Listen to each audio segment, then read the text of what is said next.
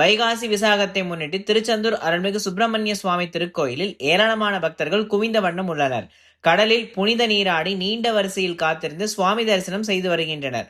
முருகப்பெருமான் குடிகொண்டுள்ள அனைத்து திருக்கோயில்களிலும் இன்று வைகாசி விசாக திருவிழா சிறப்பாக நடைபெற்று வரக்கூடிய நிலையில் முருகப்பெருமானின் அறுபடை வீடுகளில் 2ஆம் படை வீடான திருச்செந்தூர் அருள்மிகு சுப்பிரமணிய சுவாமி திருக்கோவிலில் சிறப்பாக கொண்டாடப்பட்டு வருகின்றது. பாத யாத்திரையாக ஏராளமான பக்தர்கள் வருகை தந்ததுடன் அதிகாலை முதலே கடலில் புனித நீராடி வரிசையில் காத்திருந்து சுவாமி தரிசனம் செய்து வருகின்றனர். மேலும் முருகப்பெருமான் பிறந்த தினமாக கருதப்படும் இந்த வைகாசி விசாக திருநாளில் சுவாமியை தரிசனம் செய்வது மிகவும் சிறப்பு என்று கருதப்படுவதால் தமிழகத்தின் பல்வேறு மாவட்டங்களில் இருந்து ஏராளமான பக்தர்கள் கோவிலுக்கு பாத யாத்திரையாக வந்த வண்ணம் உள்ளனர். அந்த வகையில் விருதுநகர், அருப்புக்கோட்டை, தூத்துக்குடி, திருநெல்வேலி உள்ளிட்ட பல்வேறு பகுதிகளில் இருந்து வந்துள்ள ஏராளமான பக்தர்கள் அலகு குத்தியும் காவடி சுமந்தும் வந்து கோவிலுக்கு தங்களது நேர்த்திக் கடனை செலுத்தி வருகின்றனர். இன்றைய தினம் வைகாசி விசாக திருநாளை முன்னிட்டு அதிகாலை 1 மணிக்கு கோயில் நடை திறக்கப்பட்டு 1:30 மணிக்கு விஸ்வரூப தரிசனமும் 6 மணிக்கு உதய மார்த்தாண்ட அபிஷேகமும் நடைபெற்றது. இதனைத் தொடர்ந்து சுவாமிக்கு சாயலட்ச தீபாராதனைக்கு பின் சுவாமி ஜெயந்திநாதர் வள்ளி தேவயானையுடன் வசந்த மண்டபத்திற்கு எழுந்தருளுகின்றார்.